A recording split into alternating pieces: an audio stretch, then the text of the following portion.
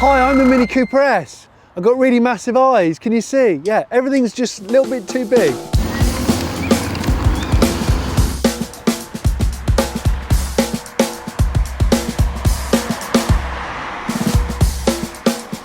Welcome to Fully Charged. I've brought these two cars together today because I've been meaning to do this for a while.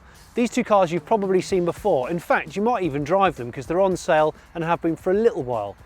But I haven't driven either of them, and I wanted to really analyse these two because they're related. The BMW Group owns Mini, BMW Group obviously owns BMW, but they're so different. This is the first ever production plug-in Mini that you can buy, and it's got a really long name. It's called a Mini Countryman Cooper S All 4 PHEV. I think that's it. And that's the i3s, which is much simpler. But what I'm fascinated with is how could one company come at the EV game so differently? I can't believe that the i3 is 4 years old now. It still looks so spacey. It's still such a wonderful piece of engineering and the use of materials. They facelifted the i3 last year. It's got slightly different front and rear aprons, as they call it. Slightly different bumpers here. It's now got full LED headlights as standard. It's now got the professional BMW nav system as standard. At the back, it's got a slightly different valance. These indentations, they're different to the original i3. Still this beautiful glass tailgate with the eyes that linger behind it. The bumper's different for the facelifted i3. The S literally has that badge and one other badge inside the car, and that is it. It is the subtleness of subtleties compared to its chubby brother over there, which is just littered with badges, and we'll come on to that in a minute. So what is the i3s? Well, the S stands for Sport. It's not exactly a huge amount of power in terms of power increase. It's got 18 more horsepower. You can still option it with a Rex range extender, a little extra generator engine, like the normal i3, and it's about 3 grand, just under 3 grand more than the i3. And that's the other thing I'll talk about. That car over there, the big Mini, and this car are quite similar in price point, especially when you add a couple of options. So you could choose that or this with relatively the same budget. Now you can normally notice the original i3, the original flavour i3, has super skinny 155 tyres and they're 19-inch diameter. The i3s has 20s and they're wider. Look how wide these back tyres are, 195 55s. That's pretty wide for an eco car. And at the front you've got 175 tyres. And they stick out further, which is why you've got these add-on trims, these arch extensions to cope with that. So it's 40 millimetres wider track, which is broader shouldered. It's 10 millimetres lower in suspension. So in all, the car is set up to not just go faster, but actually corner harder. And yes, it will be a stiffer ride. Hopefully it won't ruin ride quality, but we'll soon find out. But you've still got all the other cool i3 things like this. You open the door and it's really cool because you can see the exposed carbon reinforced plastic here. And you do this and it's great because look, it's got no B-pillar and it's got blue seat belts, which it didn't have before. So that's quite cool and my kids love that. And if you remember the 80s, the MG Metro and the MG Maestro had red belts. So it just reminds me of 80s hot hatches. Now, I have to say, this speaks volumes with just simple flowing design. I mean, that interior is gorgeous and we'll have a closer look at that when we drive it. This is so much different, so different. And yes, before you say, it's a bigger car. It's a bigger segment car to that. It's a different proposition. I suspect the people who buy these, the Countrymans, are people that started off with the regular Mini in the early 2000s and have maybe grown out of it, or their family has grown and they just need a 5-door and they maybe want to sit a bit higher because the SUV flavour is in vogue, and that's where the Countryman comes in. Because it's kind of a soft roader. This has got 4-wheel drive. All 4 means at the front you've got an engine, 1.5 litre, 3-cylinder, turbo, petrol engine, driving the front axle. Under the boot floor, somewhere in there, is an electric synchronous motor, 88 horsepower, and that drives the rear wheels. There's a lithium-ion battery pack underneath the seats, under there, and the combined power of these two drivetrains, obviously it allows rear-wheel drive, front-wheel drive or 4-wheel drive, 224 horsepower. This is the charger flap. I realised. It's just huge. Look at the size of the Mini. It's just not Mini. It's big. The Countryman's got a deeper grille. It's got a bonnet bulge. It's got slightly stretched eyes. I guess it's catering for the SUV market. It doesn't do anything for me visually, and in fact, it almost seems to bastardise the Mini brand a little bit. But of course, the approach is different. That is a ground-up EV. That is BMW's i-range, where they started afresh, and that was always going to be a BEV. This started off as a piston car, and it's been adapted. So this is your crossover kind of vehicle, where you're dipping your toe in the water of electrification. So it's unfair to directly compare them. This will do up to 26 miles EV only, up to speeds of 78 miles an hour. 0 to 62 in 6.8 seconds. This thing's quick. I can't really understand the design language of this car. It's weird to think that the same company designs and signs this off, that designs and signs that off, and I get it. This outsells that, because that's quite radical. That doesn't follow any existing design. This is stretching and pulling an existing design, the Mini, the traditional Mini that we all love and admire. This car excites me. I'm going to drive this one first.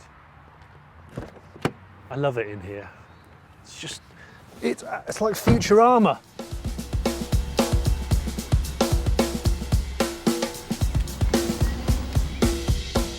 It's been a little while since I've driven an i3 BMW, to be honest. Can't believe it's been 4 years since BMW launched the i3.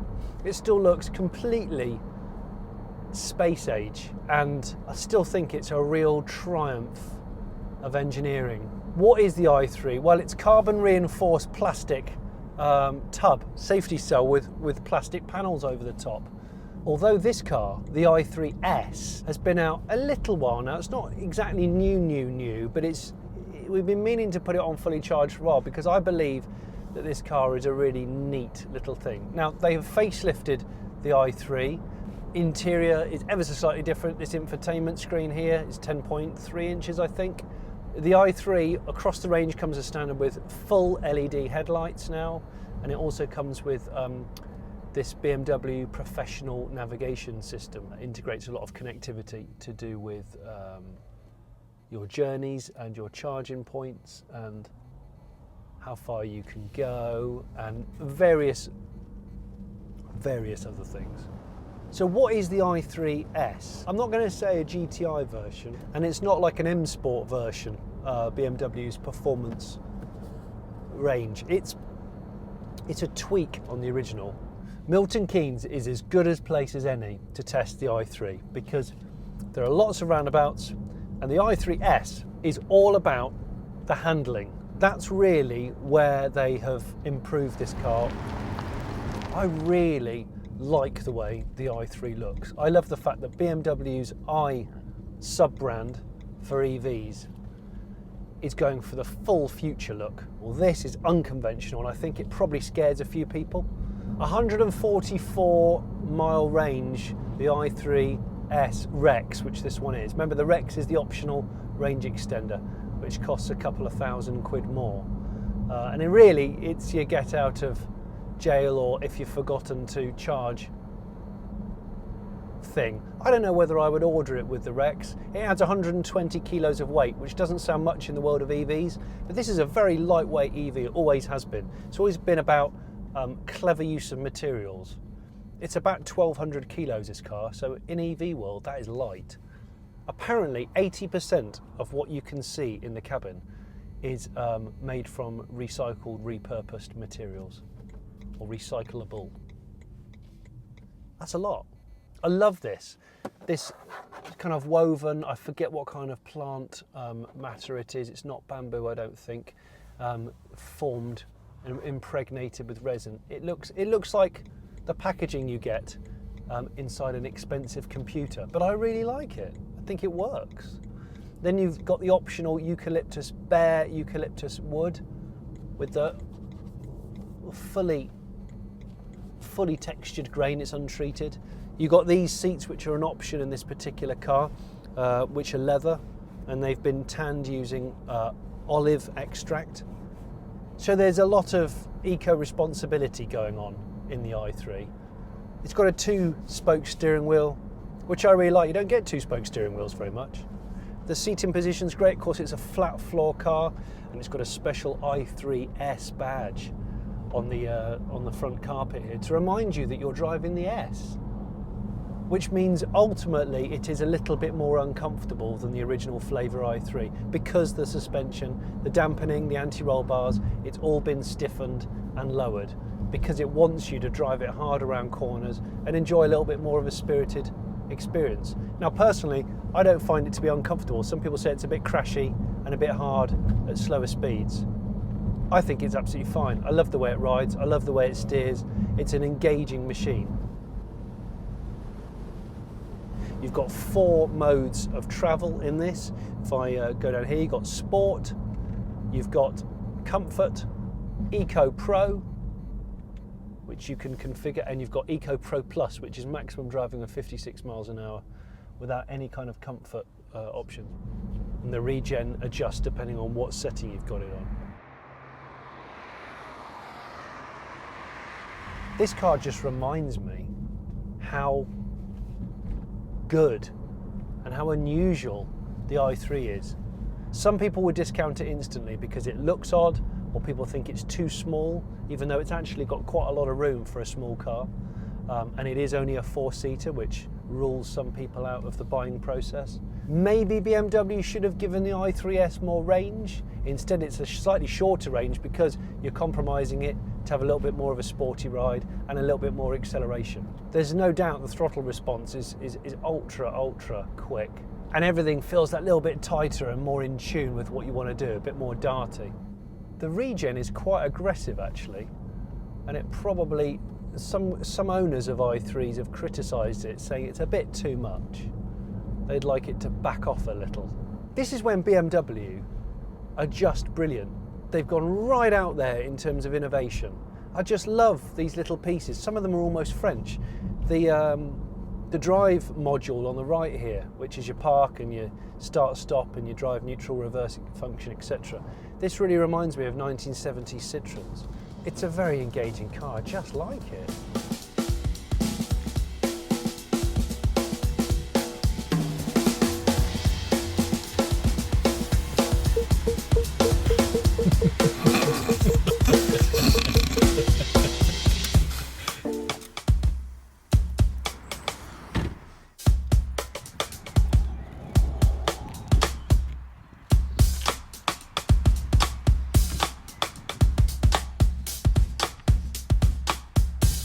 This is the first production plug-in Mini model. 5-seater, almost Ford Focus size actually, and it'll do up to 26-mile range, EV only, up to speeds of 78 miles an hour. Now I don't know if you've driven Minis lately, but since BMW revived the Mini name back in the year 2000, it's gradually all got a bit big. And I think it's sort of lost a bit of sight of what Minis were. Why has Mini chosen this particular model as the first electrified car in their range? Probably because of its size, so it can cope with the extra weight and you can package the batteries a bit better. So remember, this is not a car that was built for electrification in the first place. You've got this huge radar type screen which harks back to the original Mini of 1959's central speedo, but it's all got a bit out of hand. You've got the toggle switches which hark back to the original 59 Mini. Don't get me wrong, it rides well. This car feels a lot lighter and dartier than you'd expect it because it is a bit of a bloater to look at. They now make a 5-door Mini 1 and it looks awful.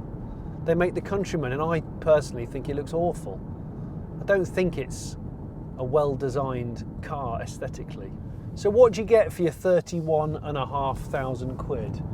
You get EV only up to 26 miles if you're lucky. And when that runs out, the engine runs on its own. So you don't have range anxiety, but we've been getting about 50 to the gallon tops. So if you can live with that, then maybe consider this car. What could you consider instead of this? Well, I guess you could go for a Golf, like a GTE. You could go for an Audi e-tron. You've got different modes. Down here, the toggle switches next to the start-stop. You've got E-mode. Tap that in, you've got save, battery save mode, so that can hold the battery charge. You've got auto e-drive, system controlled electrical driving, which is basically the electric motor and the engine working in tandem for ultimate efficiency. Or you go for maximum e-drive, which is maximum electric driving, where the power and the speed will be reduced. On paper, you're getting 134.5 miles per gallon combined. I checked how long ago they did the original Mini electric concept, and it was 10 years ago. 10 years ago, in 2008. And that car did quite a lot of testing out in the field with the public, who could borrow it and rent it. It was popular, but that was 10 years ago.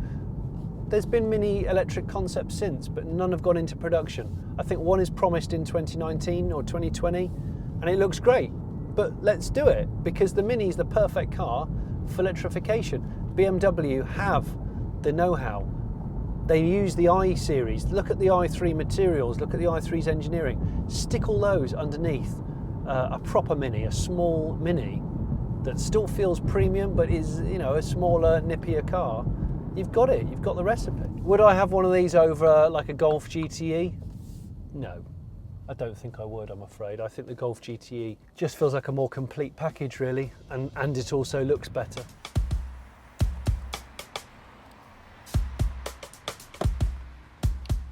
That was interesting. That was surprising, because it drives a lot better than it looks, thankfully.